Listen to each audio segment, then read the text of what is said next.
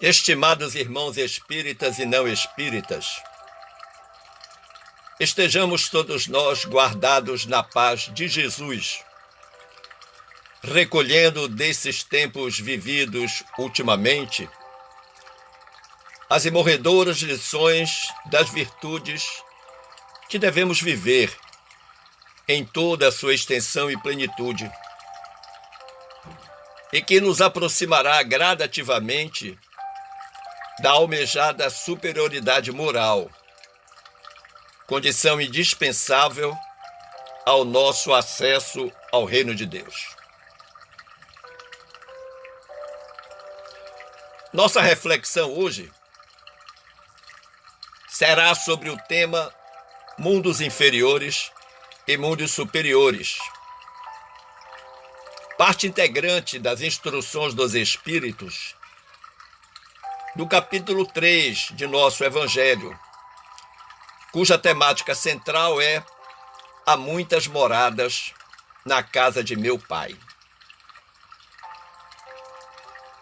É interessante notar, logo inicialmente, que essa instrução não é assinada por um ou dois espíritos superiores, mas ela resulta de um resumo de instruções dadas por vários espíritos acerca deste assunto. E isso chancela em muito a sua legitimidade. A reflexão inicial que devemos fazer é sobre o tema abordado por Kardec, junto à espiritualidade superior, a partir de uma afirmação de Jesus, que está contida no versículo 2 do capítulo 14 do Evangelho de João. E o que diz este versículo? Na casa de meu Pai há muitas moradas.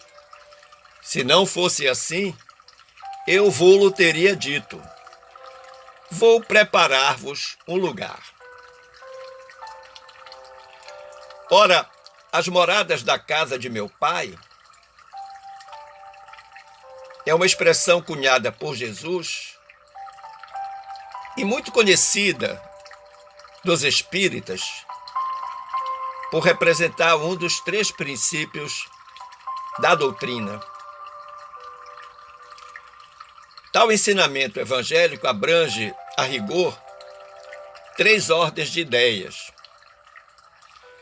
A primeira refere-se à pluralidade dos mundos habitados no universo. A casa do Pai é o universo. As diferentes moradas são os mundos que circulam no espaço infinito e oferece aos espíritos que neles encarnam moradas correspondentes ao adiantamento desses mesmos espíritos. Nós podemos ler isso lá no item 2 do capítulo 3 do nosso Evangelho. A segunda ideia indica as regiões ou esferas vibracionais existentes no mundo espiritual para onde iremos após a desencarnação. Independente da diversidade dos mundos, essas palavras de Jesus também podem referir-se ao estado venturoso ou estado desgraçado do espírito na erraticidade. Conforme se ache o espírito mais ou menos depurado e desprendido dos laços materiais, variará ao infinito o meio em que ele se encontre, como também o aspecto das coisas, as sensações que experimente e as percepções que tenha. A terceira ideia tem relação com os níveis ou graus evolutivos de cada espírito independentemente do plano de vida em que ele se situe. Esta é a razão de ser a humanidade, constituída por espíritos de diferentes ordens, conforme o grau de perfeição que tenham alcançado. Para melhor compreendermos essa parte dos mundos inferiores e mundos superiores, necessário se torna conhecer o todo, o conjunto. Como eu disse anteriormente, o ponto de partida é o versículo 2 do capítulo 14 do Evangelho de João. E esse capítulo é a primeira parte do grande discurso de adeus que Jesus profere aos seus discípulos antes de sua partida, geralmente dividida em 4 partes. Neste primeiro discurso, há 3 componentes que nós podemos reconhecer. No primeiro, Jesus afirma que irá ao Pai e reafirma sua relação divina com ele. Está lá nos versículos de 1 a 14. No segundo componente, Jesus confirma o mandamento do amor e a chegada do Paráclito, a nossa abençoada doutrina, e que está lá nos versículos de 15 a 24.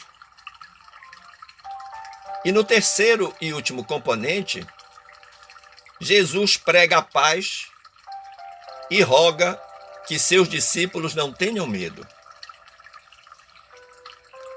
que vai do versículo 25 ao versículo 31. E isso você pode conferir lá no capítulo 14 do Evangelho de João. Mas no versículo anterior, ao número 2, ou seja, o versículo número 1, Jesus diz aos discípulos: não se turbe o vosso coração. Credes em Deus, crede também em mim. Claro que se era um discurso de adeus, era necessário que Jesus primeiro confortasse aqueles que o haviam seguido por todo aquele tempo, pois os mesmos iriam sentir-se órfãos quando o Mestre regressasse para a eternidade. No início do discurso, Jesus conta aos discípulos que irá ao Pai, o que os deixa muito nervosos, muito tristes. Mas ainda assim, ele assegura para os discípulos que irá preparar-vos um lugar na casa de seu Pai.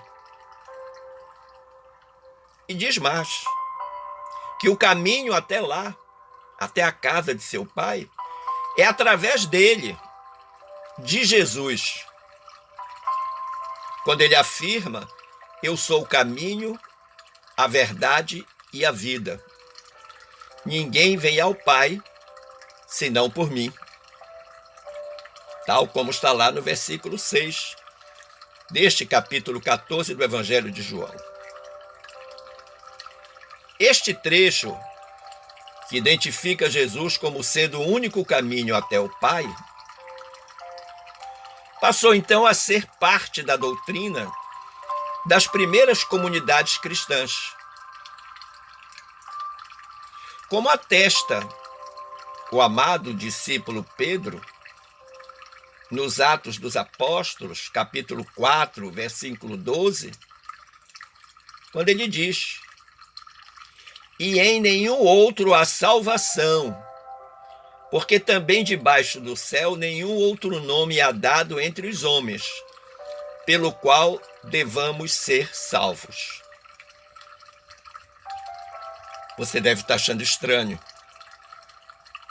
como eu também achei quando li a primeira vez, porque eu desconhecia o contexto. Então é oportuno observar o contexto em que se deu essa fala de Pedro. Ele e seus colaboradores haviam sido presos pelo pessoal do Sinédrio, os escribas e os sacerdotes, porque haviam curado um doente. Seguramente pela imposição das mãos.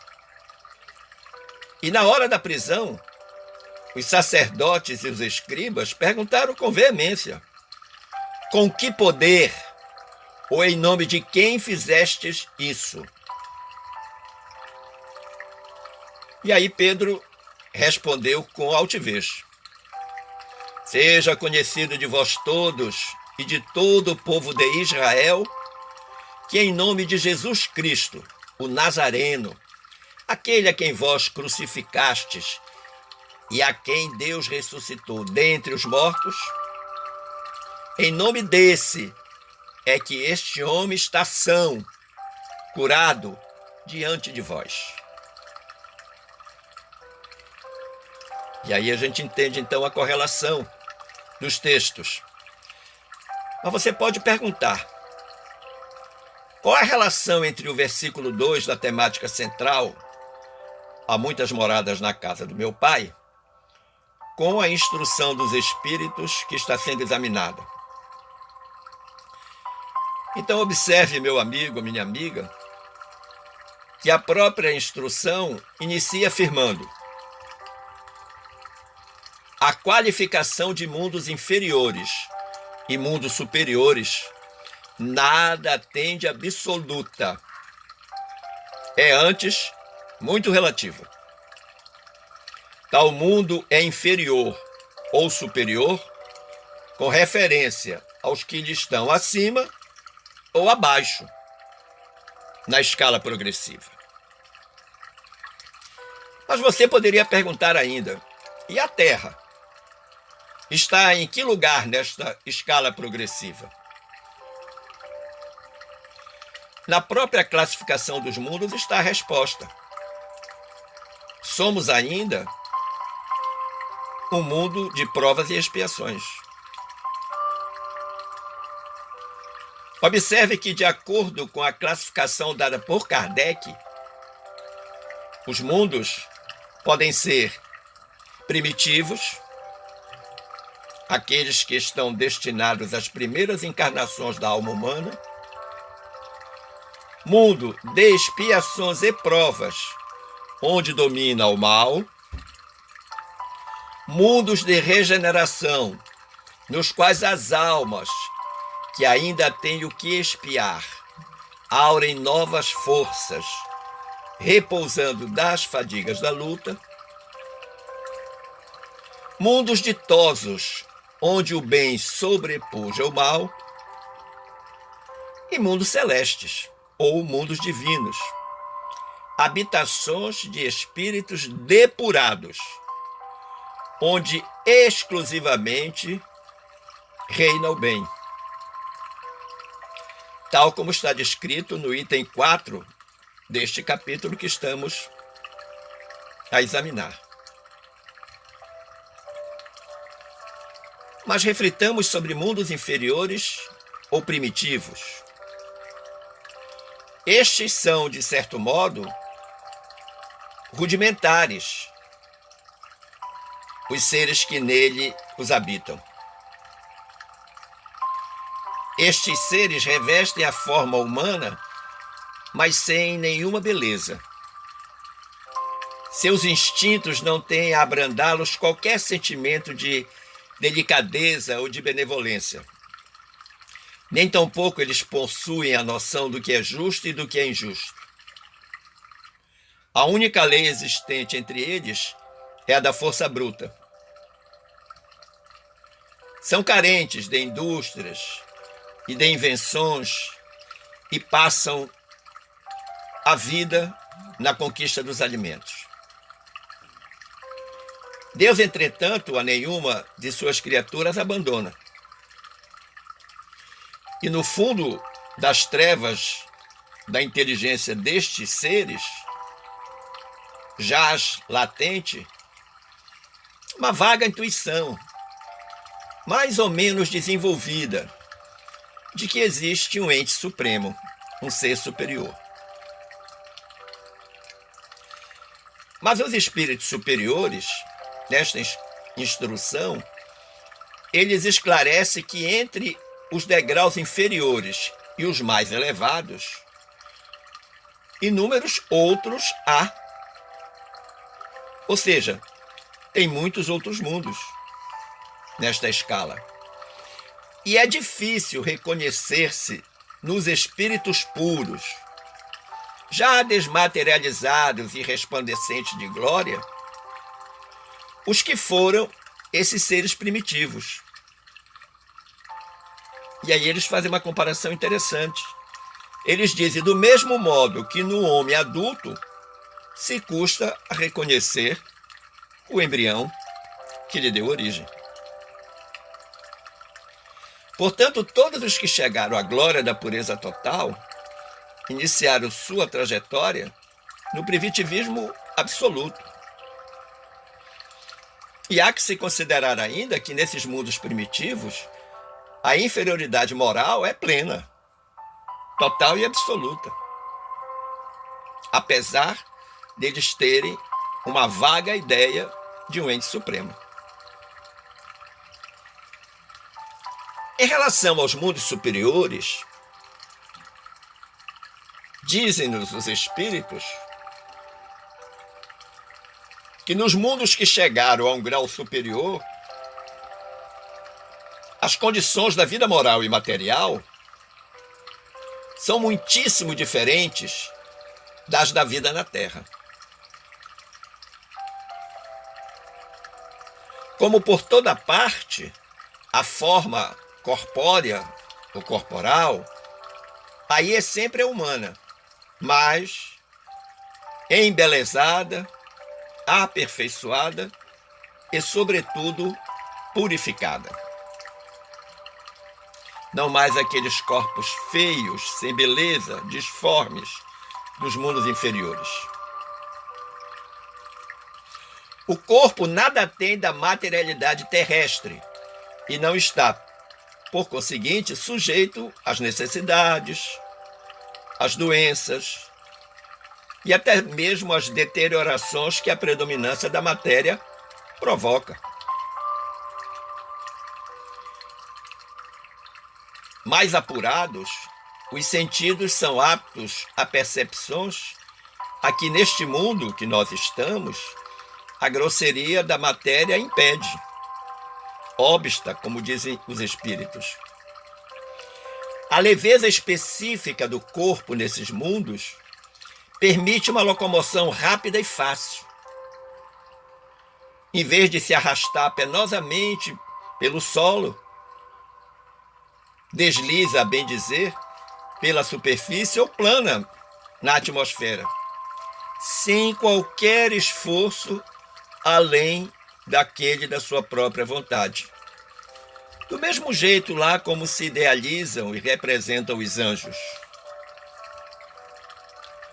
Nesse mundo, a pouca resistência que a matéria oferece a espíritos já muito adiantados torna rápido o desenvolvimento dos corpos. E aí acontece algo interessante, porque é curta ou quase nula a infância. Isenta de cuidados e angústias, a vida é proporcionalmente muito mais longa do que na Terra. Em princípio, essa longevidade guarda proporção com o grau de adiantamento dos mundos. A morte, de modo algum, acarreta os horrores da decomposição. E longe de causar pavor, é considerada uma transformação feliz. Por isso que lá não existe a dúvida sobre o porvir, a dúvida sobre o futuro. Nesses mundos venturosos, as relações, sempre amistosas entre os povos, jamais são perturbadas pela ambição da parte de qualquer um deles. Lá não há interesse de escravizar o vizinho, nem pela guerra que pudesse ocorrer entre eles. Não há senhores nem escravos. Não há nenhum tipo de privilegiado pelo nascimento. Nesses mundos, só a superioridade moral e intelectual estabelece diferença entre as condições e dá a supremacia. A autoridade merece o respeito de todos, porque somente ao mérito é conferida e se exerce sempre com justiça. O homem não procura elevar-se acima do homem, mas acima de si mesmo, aperfeiçoando-se. Seu objetivo é galgar a categoria dos espíritos puros, não lhe constituindo um tormento esse desejo. Porém, há de se considerar uma ambição nobre, que o induz a estudar com ardor, para igualar-se a eles. Lá todos os sentimentos delicados e elevados da natureza humana se acham engrandecidos e purificados. Lá desconhecem-se os ódios, os mesquinhos ciúmes, as baixas cobiças da inveja. Por quê? Porque um laço de amor e fraternidade prende uns aos outros, todos os homens, ajudando os mais fortes àqueles que são mais fracos. Lá eles possuem bens, em maior ou menor quantidade, conforme os tenham adquirido, mais ou menos por meio da inteligência.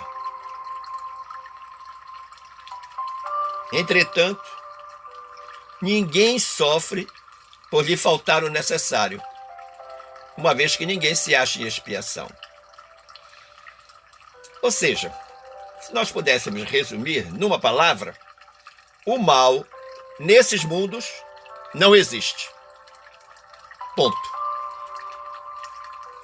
O mal nesse mundo não existe. Mas eu creio que um bom exemplo para facilitar o entendimento sobre essa questão, eu encontrei na Revista Espírita de 1865 um artigo intitulado A Comunidade de Kenigsfeld, Mundo Futuro em Miniatura. E o relato é deveras fantástico. Relataram os espíritos o que estava registrado no Gauner de Colmar. Colmar é uma pequena cidade francesa que já pertenceu à Alemanha, uma cidade antiga. Salvo o melhor juízo, foi fundada no século IX e que se tornou famosa na produção de vinhos. Uma cidade muito bonita. Graças à abundância dos canais que cortam a cidade de Colmar, ela ficou conhecida como La Petite Venise, ou a Pequena Veneza. Mas este relato, melhor dizendo, ele vem através do espírito Lamennais, por intermédio do médium Senhor Didier, que deu a seguinte comunicação em uma reunião da Sociedade de Paris, falando de Colmar. Ele diz: é belo ver a virtude num centro restrito e pobre. Ali, todos se conhecem, todos se veem. A caridade ali é simples e grande. Não é o mais expressivo exemplo da solidariedade universal essa pequena comunidade?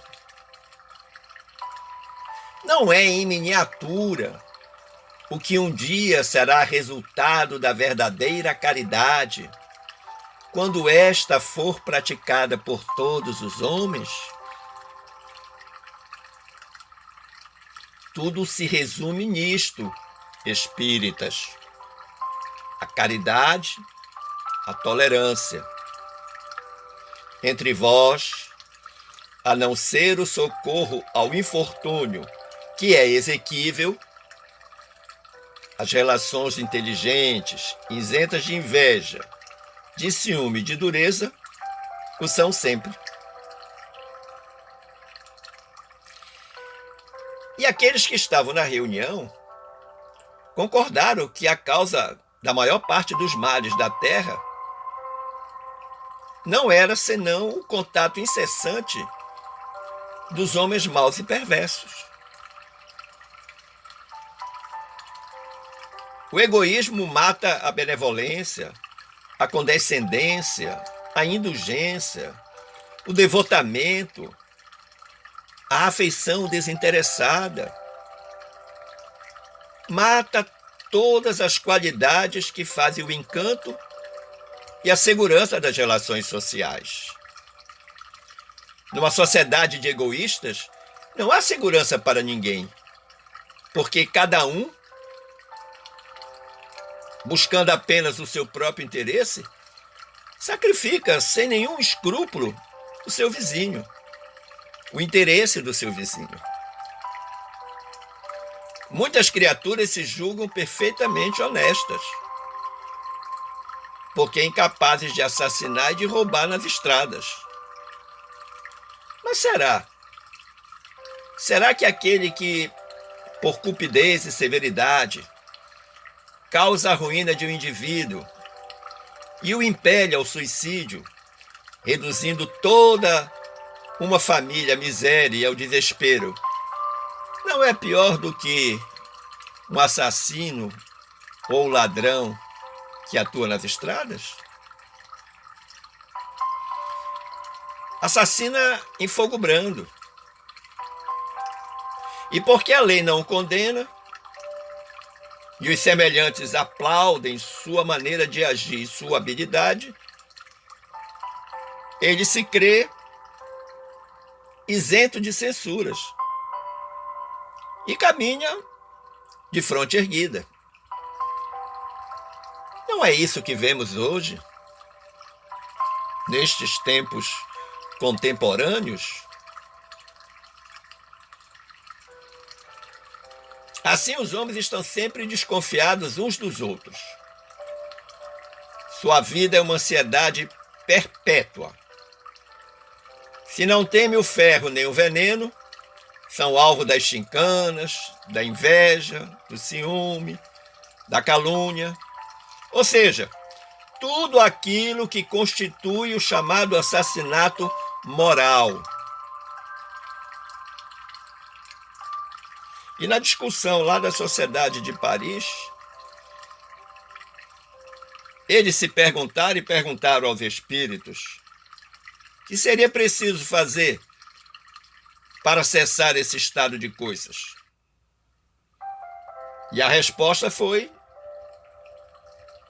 óbvia: praticar a caridade. Então estava revelada a senha para progredir de mundo inferior ao mundo superior, claro, passando por todos os estágios de elevação moral. Porque tudo está submetido à lei do progresso, que é uma das nossas leis morais contida na parte 3ª de O Livro dos Espíritos. Os mundos também progridem física e moralmente. Mas se a transformação da humanidade deve esperar o resultado da melhoria individual, se nenhuma causa vier acelerar essa transformação, quantos séculos, quantos milhares de anos não serão ainda precisos? Está entendendo a pandemia? Está entendendo que precisou ser acelerada essa transformação em face do estágio de desenvolvimento moral muito baixo em que ainda se encontra a humanidade? Tendo a Terra chegado a uma de suas fases progressivas, basta não mais permitir, então, que espíritos atrasados nela reencarnem. E de modo que, à medida que esses espíritos forem sendo extinguidos, degradados para outros mundos, espíritos mais adiantados vêm tomar lugar destes que estão partindo, para que então o caráter geral da humanidade seja mudado. E aí eu repito, por este raciocínio nós podemos entender plenamente o significado de tudo isso que estamos passando e que a humanidade já passou nestes 2000 anos. Mas façamos um exercício de imaginação. Suponhamos que, em vez de espíritos egoístas, a humanidade seja, num dado momento, formada de espíritos imbuídos de sentimentos de caridade. Em vez de buscarem prejudicar-se, eles se ajudarão mutuamente, viverão felizes e em paz. Não existirá mais ambição de povo a povo, portanto não haverá mais guerra. Não haverá mais soberanos governando a seu bel prazer. Haverá justiça no lugar da arbitrariedade. E em sendo os governantes justos, não haverá revoluções. Não mais os fortes esmagando ou explorando os fracos. Haverá uma equidade voluntária em todas as transações. Tudo será feito dentro da maior transparência, da maior honestidade possível. Tal será o estado do mundo depois da sua transformação. De um mundo de expiação e provas, de um lugar de exílio para os espíritos perfeitos, tornar-se-á um mundo feliz. Um local de repouso para os bons espíritos. Sairá de um mundo de punição para um mundo de recompensa. A comunidade de Königsfeld é exatamente esse mundo desejável em miniatura. Assim seríamos em nosso mundo se o desejássemos efetivamente. Pois a partir do momento que todos vivessem a fraterna caridade e amassem-se uns aos outros no mais puro desinteresse, estaríamos no melhor dos mundos. No mundo assim, espíritos trapalhões, egoístas e maus estariam deslocados. E por isso teriam de expiar o seu endurecimento e burilar sua educação moral em mundos menos adiantados. Este é o resumo da ópera. Que fique como reflexão final que o mundo que desejamos começa em cada um de nós. A Terra se transformará pela nossa transformação. Isso é ponto pacífico. O mundo que nós queremos está em nós mesmos. Agradecendo o carinho da sua atenção, desejo-lhe que fique guardado em paz com Jesus. Forte abraço.